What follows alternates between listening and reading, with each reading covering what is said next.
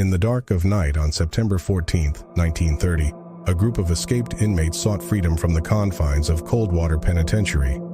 Among them were Henry Lawson, 28 years old, Thomas Reed, 24 years old, William Hayes, 27 years old, Edward Turner, 30 years old, and Richard Lewis, 34 years old. Their plan was to flee to a remote area and disappear, leaving behind their criminal pasts.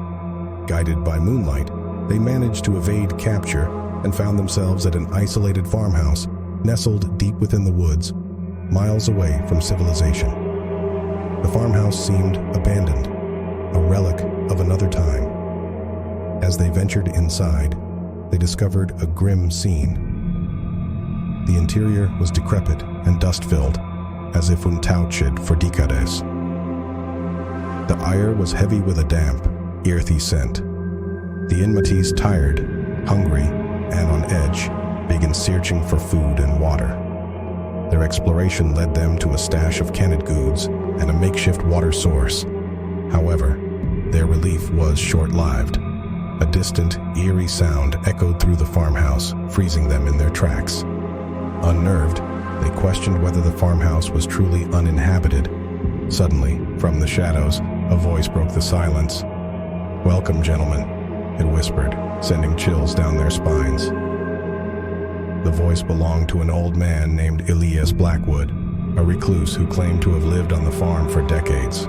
Blackwood, his long silver hair flowing past his shoulders, appeared before them. He calmly recounted his tale, revealing that he was cursed long ago, unable to find solace in death.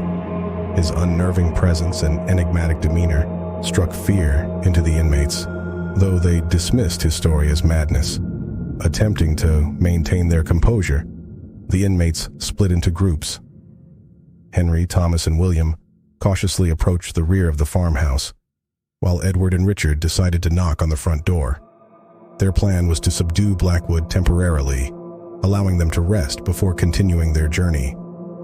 As they proceeded, a strange unease hung in the air. Minutes passed in tense anticipation until the door creaked open, revealing Blackwood standing there.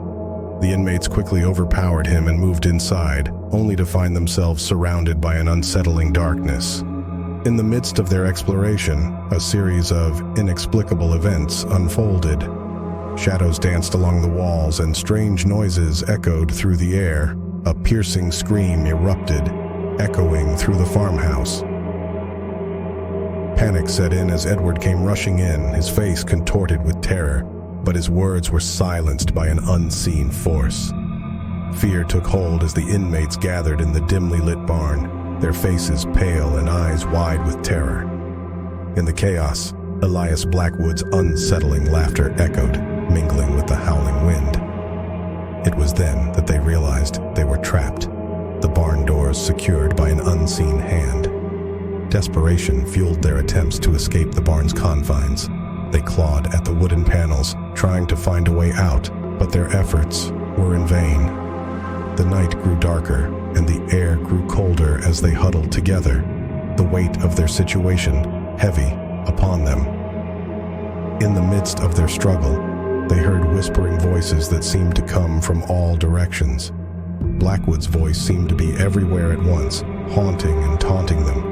Each attempt to break free only seemed to intensify the malevolent force that held them captive.